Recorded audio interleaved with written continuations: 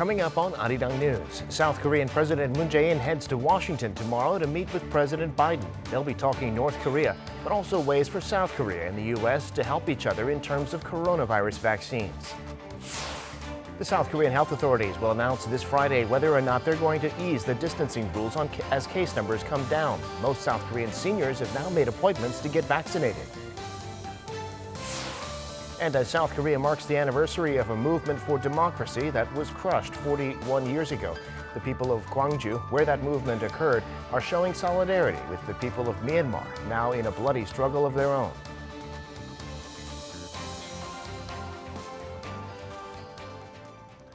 It's 5 p.m. here in Seoul. Thanks for joining us on Arirang News. I'm Devin Whiting.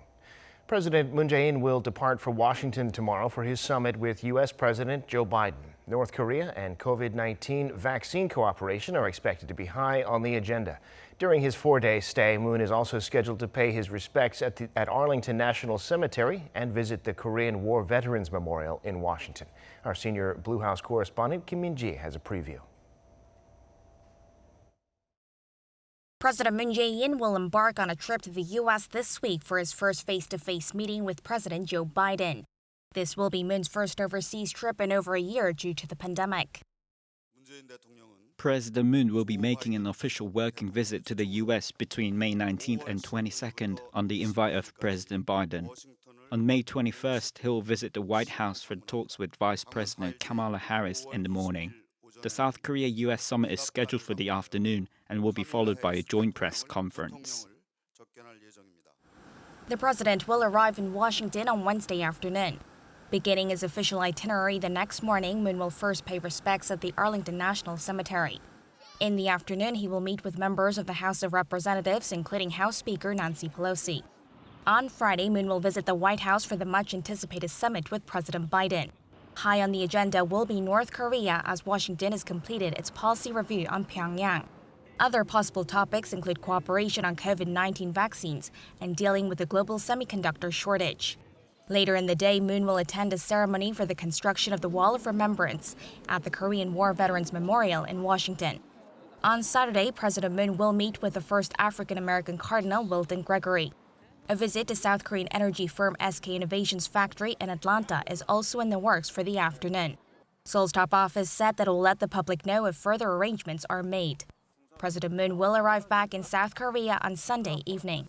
Kim Min-ji, Arirang News. South Korea today had a little over 500 new cases of COVID-19, which is almost 100 fewer than yesterday. The government will decide this Friday whether to ease the distancing rules. It's also preparing for the next stage of rolling out vaccines, with most South Korean seniors having now made appointments to get theirs. Kim Sung-min reports. South Korea will announce on Friday whether to maintain the current social distancing rules from next week. If any changes are made, the new measures will take effect for 3 weeks starting from next Monday. Currently, the greater capital area is at level 2 and most of the rest of the country is under level 1.5 of the 5-tier system. With the country's new 4-tier scheme coming along in July, the current levels as well as the bans on gatherings of 5 or more people and restrictions on small businesses are likely to remain in place for another round. This comes as South Korea on Tuesday reported 528 new COVID-19 cases. While the greater capital area remains South Korea's virus hotspot, accounting for 63% of Tuesday's cases, cluster infections are popping up across the whole country, most of them stemming from small gatherings. The rate of infection from individual contact through small gatherings of family and friends was 46%, the highest since related data was first compiled last August. Another major concern is the rapid spread of COVID-19 variants. The country has seen a total of more than 1,100 cases. Most of the recently reported variant cases have been the UK variant. While the country's daily tally is hovering around 500 to 700 cases, health authorities are getting ready for the next stage of the vaccine rollout. The vaccine reservation rate for those aged 70 to 74 has passed 60%, and those between 65 and 69 has reached more than a half. Replying to citizens' concerns over vaccine side effects on Tuesday, the KDCA chief Jung Eun-kyung once again emphasized that the vaccination is the only way to get back to normal. She also stressed that side effects of vaccines are extremely rare, while their effects of protecting our health and lives are clear. Kim Sung-min, Arirang News.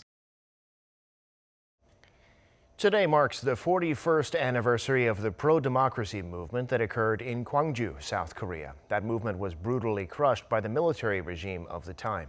An event was held today in Gwangju to commemorate the struggle of those protesters in 1980. And top government officials there said the truth about those days need to be uncovered and honor must be restored to the civilians who were killed or injured. Hong Yu reports. To mark the 41st anniversary of the May 18th pro-democracy movement, Prime Minister Kim Boo-kyum attended a commemorative event in Gwangju on Tuesday. He said during these times of difficulty, people must come together under the drive that was there during the pro-democracy movement. The spirit of May in Gwangju, where citizens trusted and relied on each other in desperately dangerous situations, is what South Korea, facing the COVID-19 crisis, is in desperate need of. He also urged the people involved and witnesses to the pro-democracy movement to contribute in revealing the truth. For several days from May 18, 1980, hundreds of civilians in the city were killed, while thousands were wounded in a crackdown by the authoritarian government. Despite some soldiers apologizing and telling the truth about what happened in Gwangju, the Prime Minister said there is a lot more to be uncovered, such as the helicopter shootings. I promise to bereaved families and Gwangju citizens, South Korea will never give up until the truth about May Gwangju is fully revealed. Taking to social media on Tuesday, President Moon Jae-in said May will be the month that uncovers the truth and restores the honor of the victims. The president recalled how taxi drivers transported the injured to hospital and civilians lined up to donate blood. President Moon also said the situation in Myanmar reminds him of how the citizens of Gwangju laid the groundwork for democracy in South Korea and how he wishes the same for Myanmar. Hong Yu, Arirang News. And one of our reporters, Kim Yeonsung, joins us from Gwangju, the city where the pro-democracy movement occurred in 1980. And she's been talking with locals about their feelings about the legacy of the movement. Yeonsung, you've also been reporting about how the people of Gwangju are coming together to support the pro-democracy movement going on in Myanmar. Tell us about that. Well, Devin, on a day like this, it's important to remember the sacrifices people made to build today's democracy. Now, South Korea has put that bloodshed behind, but unfortunately, there's a country that's still going through it, and that's Myanmar. Now, our team has been in Gwangju for 2 days, and we found signs, gestures, and exhibitions all over the city showing solidarity with the people of Myanmar. Here in Gwangju, people have been holding up 3 fingers, the gesture used by the Myanmar protesters to show their support for democracy. Democracy Square, where I am right now, is also displaying photographs and messages written by Gwangju citizens in support of the protests against the coup. And Cheonnam National University in Gwangju is holding an art exhibition called With Myanmar, with works in support of Myanmar's cause. Gwangju is showing such a strong solidarity with Myanmar because the current situation is a painful reminder of the brutal military crackdown Gwangju faced back in 1980.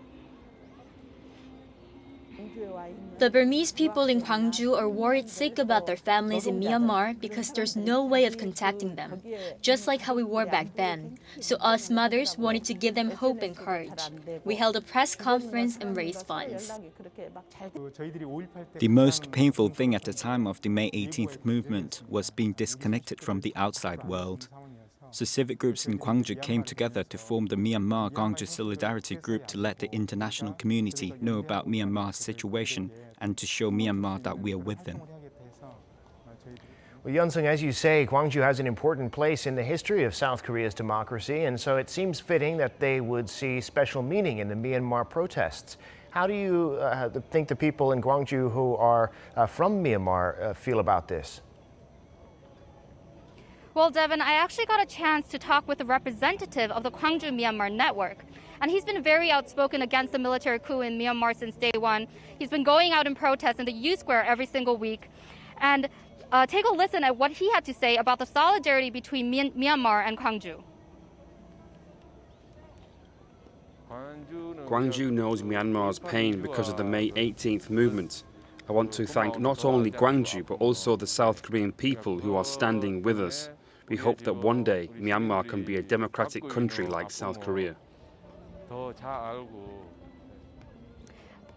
That's all I have. Back to you, Devin. All right, Kim Yeonsung there on the ground for us in Gwangju. Thank you for that. Now, the U.S. has imposed sanctions on 16 Myanmar officials and members of their families, citing their support for what Washington termed the military government's lethal attacks against protesters. The sanctions are on 4 members of the military junta's State Administration Council, along with 7 government ministers, the chairman of the military-controlled Election Commission, and the governor of the Central Bank of Myanmar. Canada and Britain are set to announce similar sanctions. And the conflict between Israel and Gaza has entered a second week, and the violence is only intensifying. The death toll in Gaza alone has surpassed 200. Israel's prime minister insists that Israeli military operations against Hamas will continue. Kim Hyo-sun reports. The Israeli military unleashed another heavy wave of airstrikes on the Gaza Strip Monday, saying that it was targeting a tunnel network used by Hamas. The Israel Defense Forces estimated that it had destroyed about 100 kilometers of underground passageways that it says are used to move weapons and fighters across Gaza. Israel's prime minister says the country will continue with its attacks against Hamas. Today, a senior Islamic Jihad commander was targeted. We struck at the Hamas naval unit, and we are continuing to strike at underground targets, Hamas's metro, and there are other targets. We will continue to operate as necessary in order to return calm and security to all residents of Israel.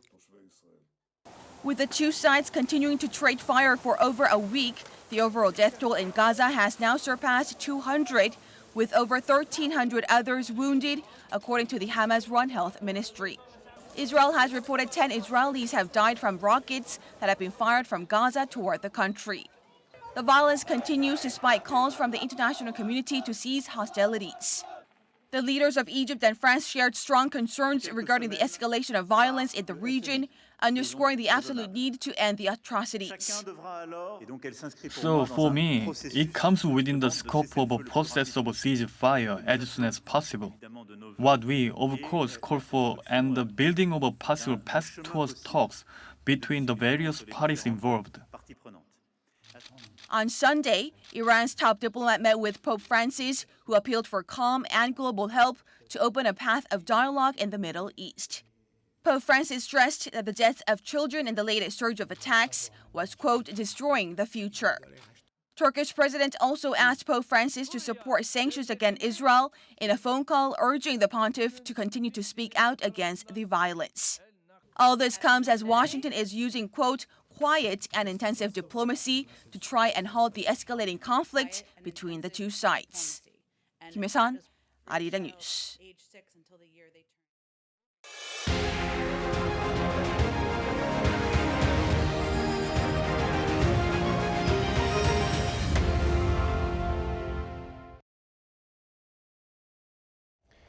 Industry sources say the South Korean company SK Innovation, which makes batteries for electric vehicles, is planning to build 2 more plants in the U.S. This comes as SK Group Chairman Choi Tae-won is scheduled to visit the state of Georgia next Monday, while he's in the U.S. as part of a business delegation for the South Korea-U.S. summit. SK Innovation already has plans for 2 plants in Georgia, so this would make 4 plants in the state in total. The 2 already announced will have the capacity to produce 430,000 electric vehicle batteries a year. The additional investment would have a similar value to the first 2 plants at around $2.7 billion US.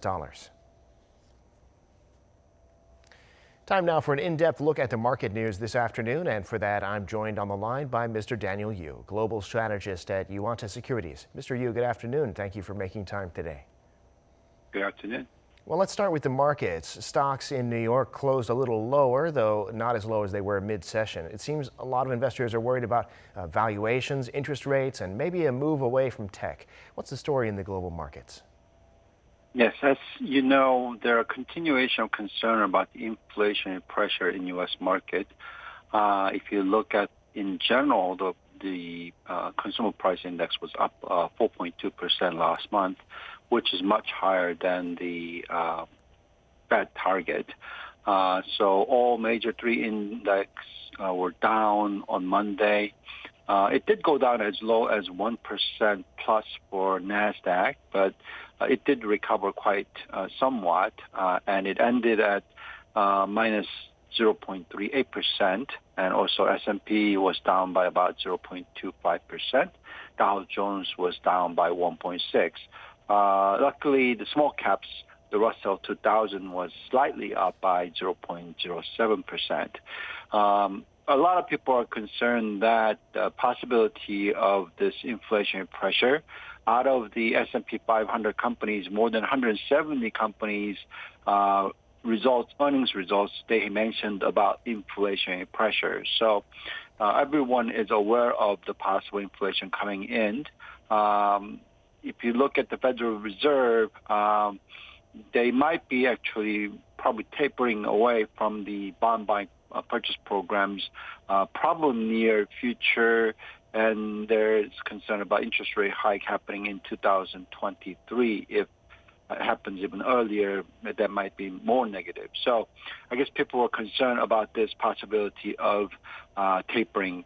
However, though, these are actually not necessarily negative news for the equity market in the longer term, because despite the liquidity decline that might come through, we are seeing one of the highest level of the economic growth rate that you've seen in the past several years, maybe more than 35 years per se. We are looking at 6 to 7% economic growth rate of U.S. All in all, the pandemic was quite significant damper last year and is recovering away from that. But nevertheless, still it's a very strong growth rate. So we will see very strong earnings growth for U.S. companies, and therefore that can support the fundamentals despite that there's concern about interest rate rise. Yeah, the U.S. does seem to be opening up faster and faster now. And despite that decline on Wall Street, Korean stocks were up today. They cost me by about 1.25%. This time it looks like it was institutions maybe looking for some bargains. Tell us about the local market. Yes, if you look at the Asian market, including Korea, it actually rebounded with the sentiment improving.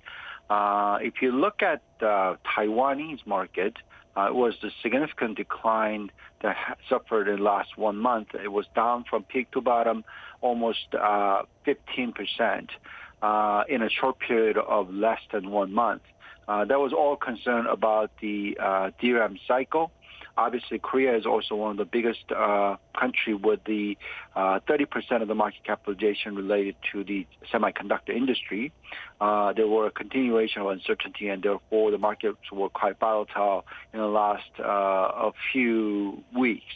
However, though, today it did recover quite nicely on back of Taiwan recovering by more than 5% on the day today, and Kospi is actually up by about 1% plus. Kosdaq is also recovering quite nicely.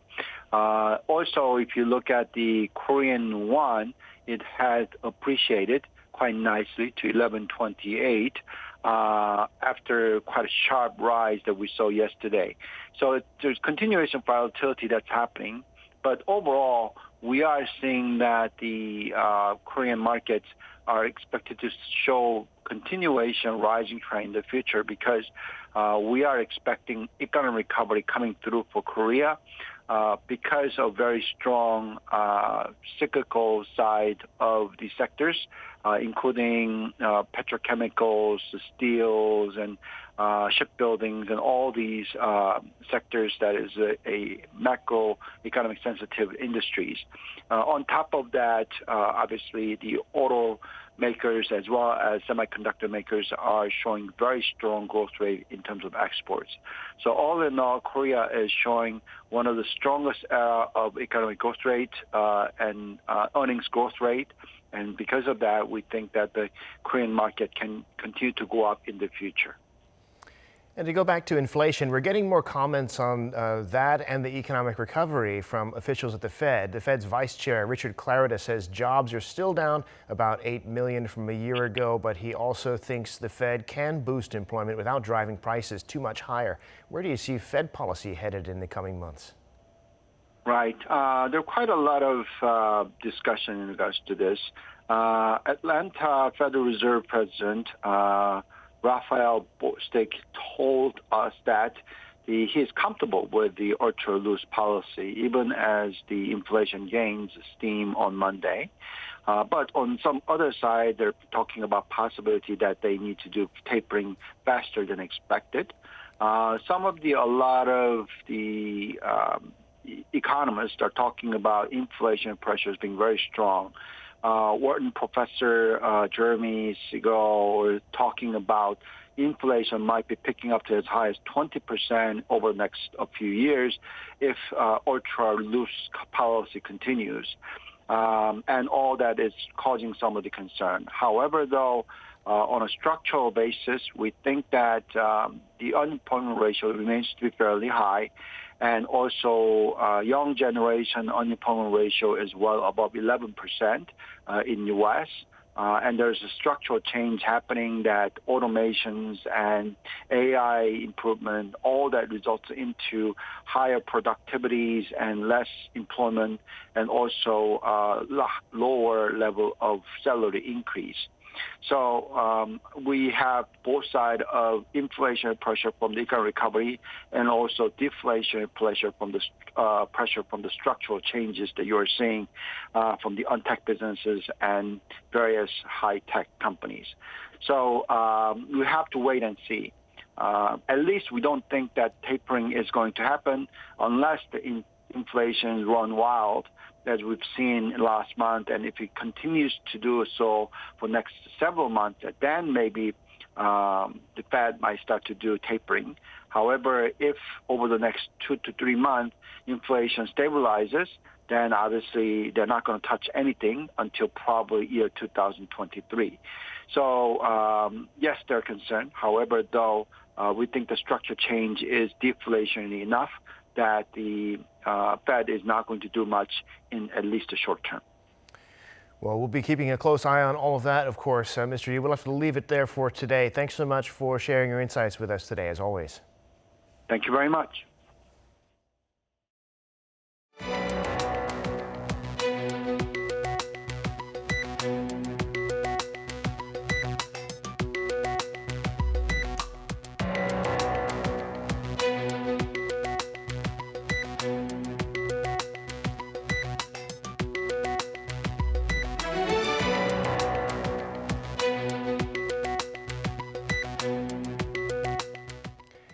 South Korea is aiming to be carbon neutral by 2050. Heavy industry, of course, is working to reduce its carbon footprint, but so is the financial industry. Banks in Korea have started lending money to people and businesses at preferential rates if they use the money, for example, to buy eco-friendly cars, install solar panels, or make their factories cleaner. Kim Jae-hee explains. The global economy is pivoting from fossil fuels to cleaner alternatives like solar power or wind energy. But the high cost of installing and managing new clean energy systems puts off some entrepreneurs. So financial institutions are stepping up to support small and medium-sized enterprises that want to go green. Banks in South Korea are rolling out various loan packages, green investment funds, and even bonds for sustainability to encourage clients to reduce their carbon footprint. We are offering loans with preferential interest rates for corporate customers that engage in environmental activities. We're also providing green consulting free of charge to help firms with their eco-friendly management. We've cut interest rates by 0.2 to 0.3% on loans for environmentally and socially responsible companies and their affiliates as well. Some products target individual customers as well. We provide interest rate cuts of up to 4% on mortgages for customers that own or are buying eco-friendly cars. We also offer a 1% rate cut on mortgages for customers that own environmentally sound houses. The Korea Credit Guarantee Fund, Korea Technology Finance Agency, and Korea Energy Corporation are also joining forces to make it easier for firms to get loan guarantees for green projects. In the past, firms looking for loan guarantees were evaluated by their creditworthiness and technological skills. Under the Green Guarantee Program, businesses are assessed on carbon evaluations and the potential of their green projects, which makes it easier for startups to get loan guarantees. The South Korean government plans to double its financial support for green finance projects by 2030 to boost green growth and build the foundations for a carbon-neutral society. 김재희, Arirang News.